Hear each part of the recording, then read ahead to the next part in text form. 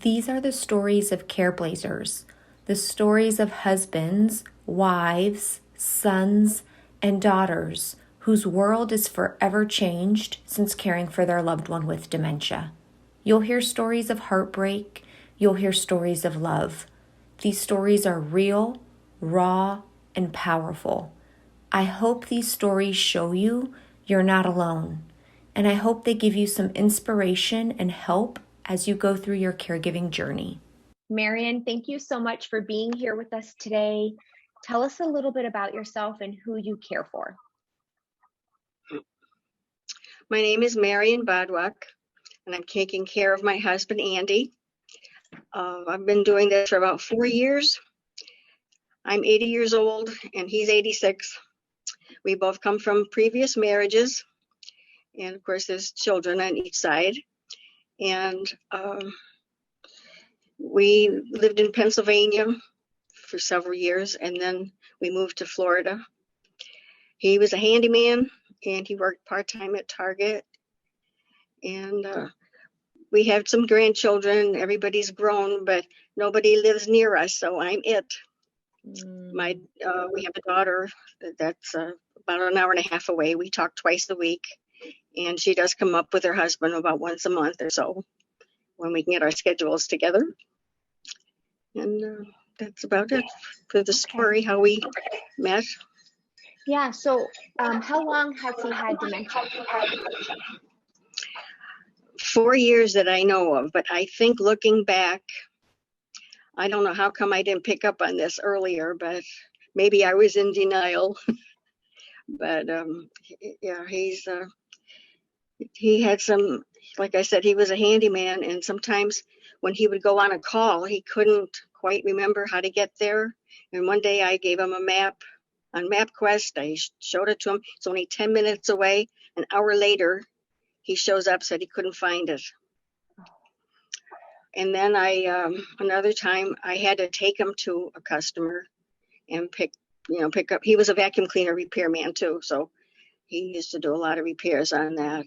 So he would go, and I would go with him, and he'd say, "I don't know how you got here." Wow. And yeah, and then I got a phone call from the personnel manager one day from Target, and said that Andy was having a problem remembering his PIN number. So he gave him a new PIN number. And then I was reminiscing a little bit while I was on the phone, and I thought, okay, Joe, maybe it's time for Andy to retire. And I said, can you do that for us? And he said, no, Andy has to speak it out, and I have to hear it. Well, I didn't know how that was going to go, but God was with me, because he agreed, and I thought, okay, I got to move fast while he's agreeable. So in 2 weeks, I got him retired. I got him to hand in his driver's license, which was a miracle, because he didn't really want to. And he was handing the license to the woman, and he said, I don't really want to do this, but I'm going to do it because you want me to. And I thought, oh, wow, that was really sweet. And the bad thing I did was I sold the van out from under his foot, because I knew that was another biggie, because he loved his van and he wouldn't even let me drive it. So I did sell it, but he didn't realize it was for 7 days that it wasn't in the driveway until my sister-in-law was taking him for a walk. They were visiting for the week, and he looked and he said, where's my van? And she said, you sold it. Why would I do that? So he came in the house and he's hollered at me, called me lots of names, and I was a cheat and a liar and all those things. But I knew that wasn't him, because he never talked like that. So so that went on for about 2 weeks, and then he forgot about the van. But every once in a while, he'll remember it, and then he just accepts it. Yeah. How did you know to do that? Like, did he already have an official diagnosis at the time that you wanted him to retire and he turned in his driver's license? At that point, did you have the official dementia diagnosis? I don't think so. I don't quite remember, but my mom and dad lived with us for 25 years, and my dad had some dementia, but I didn't realize it was dementia at the time. And I went through a few things with him, but there was one of your videos I watched reminded me of something we did with my dad. He was born in 1900, so he had a horse, and he was always telling me, we have to go feed the horse. And I kept telling him, we don't have a horse. Yes, we do. And if that horse dies, it's going to be your fault. So my husband and I said, we got to figure something out. So we took him for a ride. This was my husband's idea. We took him for a ride, saw an empty lot, and said, Dad, this is where the horse was. The barn burned down, the horse died, and he's gone. That was the end of the story. He never brought it up again. Never brought it up again. Wow. But that was on one of your videos, but I had already done that, which I thought, oh, wow. Wow. So you just jumped into action knowing it was time to retire. Something serious is wrong. He needs to turn in his license. He's not safe anymore. That's all just your understanding. You somehow knew intuitively this needs to happen. Yeah. Because we talked about quitting him from driving with my son-in-law, and he kind of agreed. That was 2 years earlier. But then when it came down to it, he said, I'm not ready yet. So that was what happened. So at what point did the official diagnosis come in? Maybe a year later when we went to the doctor. She did a test on paper, asking what day it was and the year and all that stuff, and he couldn't really answer it. He did pass the clock taking, drawing a clock, and the math, but he's not good in math anymore, but he's still good in spelling.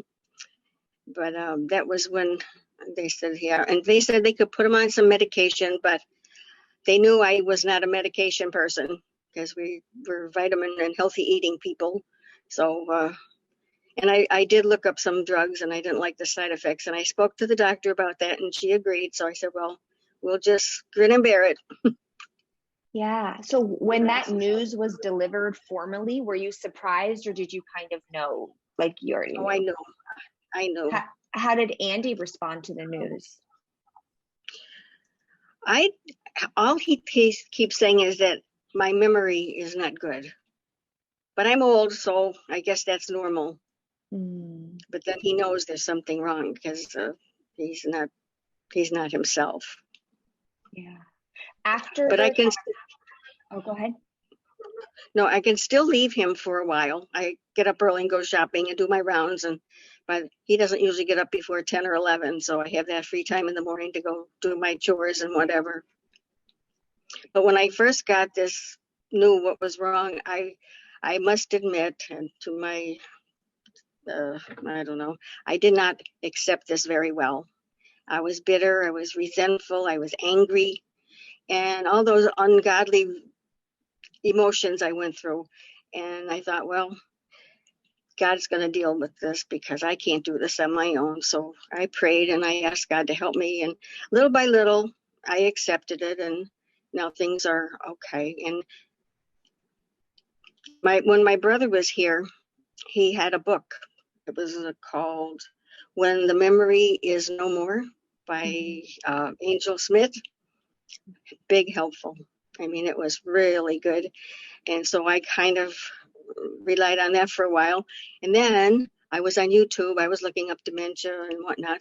And I was watching some programs. And then you, God bless you, you showed up on my screen. And I ignored you for a little bit, I must admit. But then I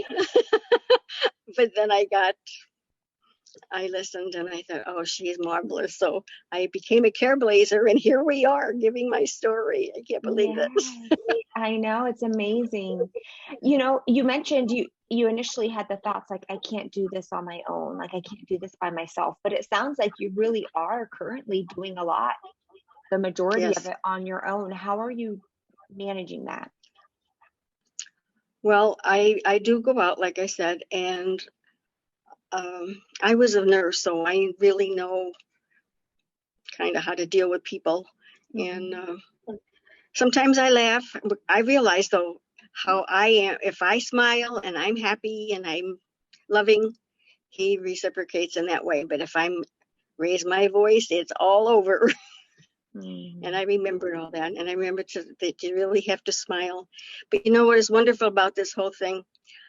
I became a better person and more compassionate and loving.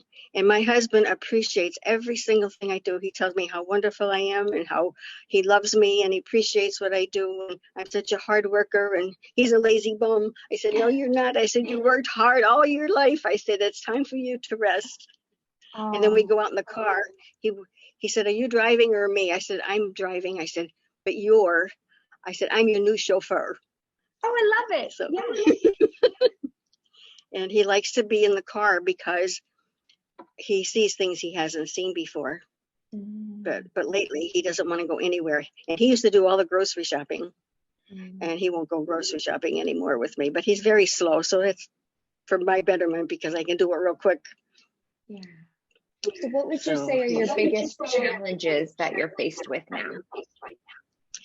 My biggest challenge is me having to do everything. Like I know daily chores, but I have a list I made for myself with 12 items on it that I have to do every month or every 2 months. And I check it off at the beginning of the month, what I have to do. And sometimes I can ask him about things, but most of the time he doesn't know the answer. And so if something breaks, I have to find somebody to fix it. And that's hard. And I'm not used to that because he was the handyman and he did all of that stuff. Yeah. And so I miss that. How does he respond to having somebody come into the home and fix things? Oh, at first he's ready to throw them out. Literally, what are you doing here? Like we got him not to cut the grass or get someone else to cut the grass. This is my grass. What's he doing out there?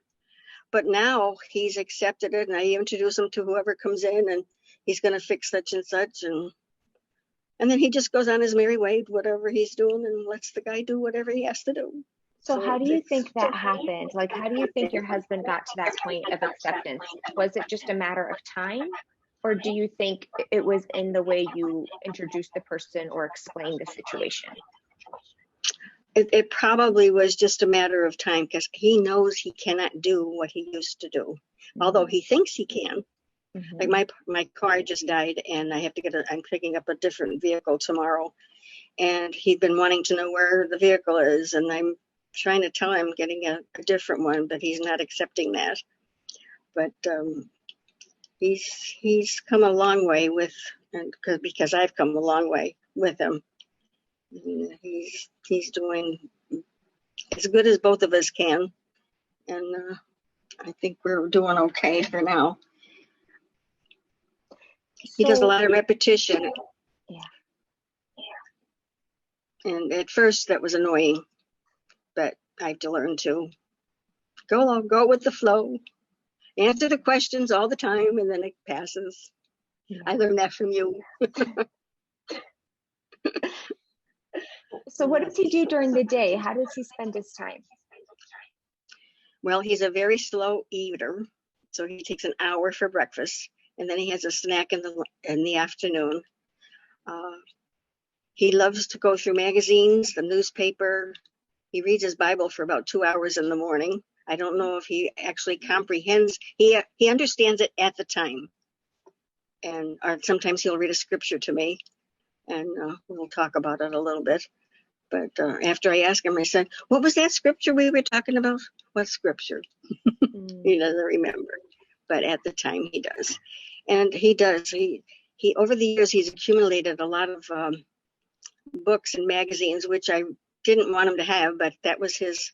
Now I'm very grateful that he has all of those books. And they're really some interesting books. He got books on baseball and movie stars and old time things. And he goes through that every day, cuts out articles and saves them. He's got piles. He's got 2 little areas that are his, one by in the TV and one in the kitchen, and all his, I call junk, but they're his treasures, all the articles he's cut out. And once in a while he'll throw a few away, but not too many. But at least we're not accumulating anymore. He goes outside for a walk around the house. He never leaves the perimeter of our house. That's a miracle. Goes to the mailbox about 5 times a day for a walk. Picks up some of the weeds and stuff. He makes little piles, but he doesn't put them in the place where they're supposed to be. So every week I go around, pick up all the piles, and then he picks flowers from the next door neighbor that hangs over our fence, and he'll put them by somebody else's mailbox like a little gift of flowers. That's nice. It sounds like he keeps himself pretty busy. Yeah, he does. And he said he's very happy, because I asked him, I said, are you happy? He said, I'm very happy. He said, because I have you. Oh, Yeah. that's nice. So, yeah, so that makes it all worth it, right? Totally. Now, do your children, like his children, your children, do they know what's going on with you? Yes, they do. Well, one time I was gone for about 5 hours, and his daughter was there and his son-in-law. Well, they got a little taste of Andy, how he acts all day, and they said, all he kept talking about is you. When is she coming home? When is she coming home? When is she coming home? And the repetition. So I informed them, like, just let him talk. I said, until he's talked out. Don't make any, because one time she was telling him, Dad, you don't drive anymore. So I kicked her under the table. She looked, I said,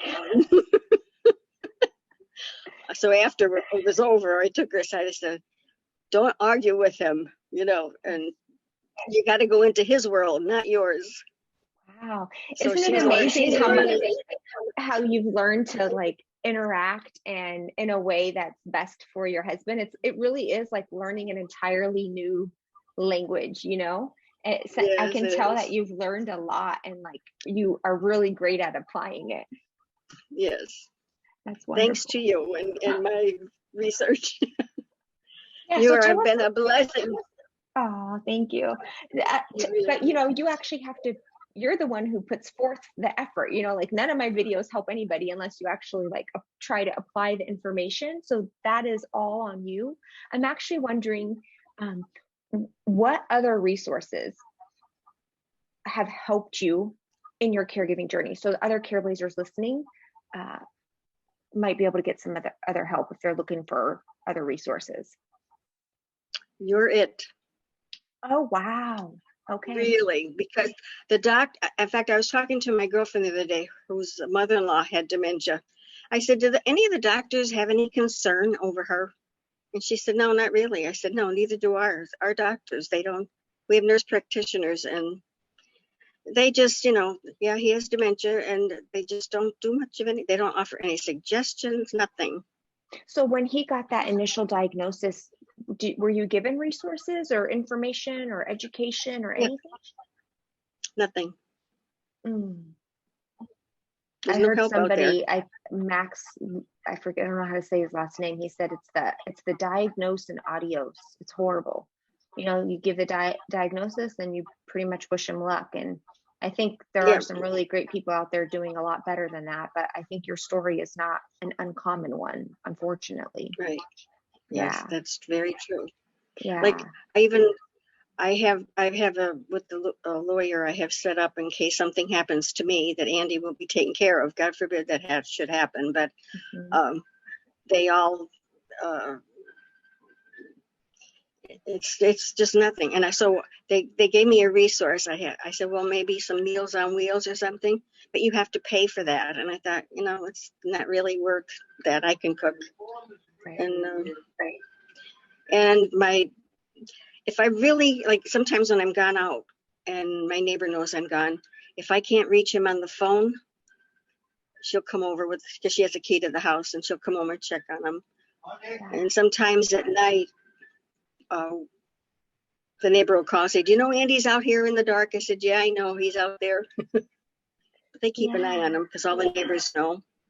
That's nice that you let your neighbors know, and so they're aware, so they can kind of keep their eyes peeled. They have an extra key. That's smart planning.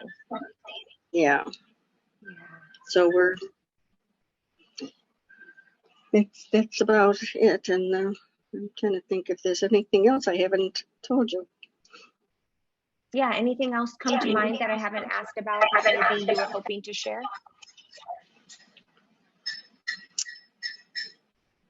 Well, with another, what I would advise other people when you get up in your age, you need to do some research about the elderly, because it's up to you. People aren't going to volunteer this stuff. Right. And learn all you can, because knowledge is power. And remember that we're not alone. God said that He will not put on us more than we can bear. So we can do this together because God said so. Yeah. So for you, your belief in God has been a source of strength for you. Like that has been something that has helped you on this journey. Yes, I could not have done this alone without Him. Yeah. Yes. Absolutely. But I have watched a lot of the videos, and the other Careblazers have it much harder than I do right now. And I do know that there may be worse to come. But so far, he hasn't really progressed any much worse, but I'm grateful for that. So I still have him for a while. Yeah. And everybody's got their own challenges. You know, it doesn't do much good to compare to other people's situations. Everybody's is challenging in their own way. And yeah, this disease is something that does change and progress with time. So you just never really know what the future is going to hold. I'm actually curious, when he got the diagnosis of dementia, did they give you any specific diagnosis? Like, this is the type of dementia? No. Okay. They just said dementia. I don't even think they know about all this stuff. I really don't. Okay. Yeah. So, and that's just sad, you know, especially living in a place like, is Florida where he got diagnosed? Yes. A high population of older adults there. Yes, mostly. Yeah. So because you're somebody who has watched a lot of my videos, I can tell, and you're a Care Course member, what would be, if you could give a tip to anybody watching who maybe isn't a member or anything like that, like what would be your number one tip for somebody who's just beginning this journey and looking for some help? Well, I would tell them to contact you on YouTube.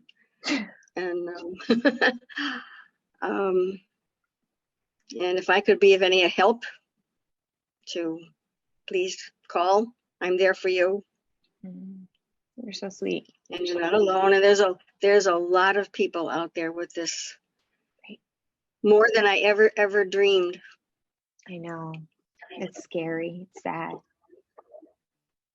So, do you happen to know any other people who are caring for a loved one with dementia? I know 2 other people, and I've given them your information, but neither one of them pursued it. So both of them, their loved ones are in homes now. So yeah, I was mostly wondering if you have found other people caring for somebody with dementia that you can talk to, almost like a little support system for yourself, or mostly you just kind of do it on your own, like you say. I do it on my own, but if I need to talk, I have a couple of friends that I can talk to, and they listen. And I was not going with them for a while, but there's 6 of us that are friends, and we go out once a month for lunch, and it's good. And God bless them, 2 of the girls just lost their husbands. Oh. So, but so they're hurting too. So, but we share and we laugh, and it's okay. It's nice to have that social support. Yes. I remember you saying that you have to take care of yourself. Yes. And I thought, well, because if I get sick, who's going to take care of him? Exactly. Right. Yes. So, but you mentioned something that's a really important point, that you actually put things in place with your lawyer in terms of if something were to happen to you, you've already set up a plan. Yes. We have our wills done and all that stuff, and power of attorney. That's great. And, yeah. You've done amazing, Marion. Like you've just jumped, like from the very beginning, before even the diagnosis, you've jumped in and took a lot of really excellent action. So yeah, definitely amazing. Yes. Yeah. And I'm Well, learning to smile more. yes. Well, like you notice, I mean, it doesn't take long when you realize your husband really reacts to it. Yes. Yeah. He gets up in the morning, I'll say, "Hi, honey, it's time to get up." You know, and then he looks at me and gives me a big smile, and then he'll get up. But sometimes he won't. One time he had to go to the doctor's, and he was really tired. And I said, "Honey, we have to go to the doctor." "Well, tell him I'm not ready. Call him up and tell him he'll have to wait." I said, but 10 minutes later, he decided he would get up. Oh, you have a good sense of humor about this. Yes, you have to. Yeah, absolutely. Marion, I want to thank you for sharing your story and with other Careblazers out there and taking the time to talk with me today. And I thank you very much for all your help and your compassion and your love and all of everything that you do. Oh, You're it's wonderful. my pleasure. It's my pleasure. Thank you so much. All right. Bye. Bye-bye.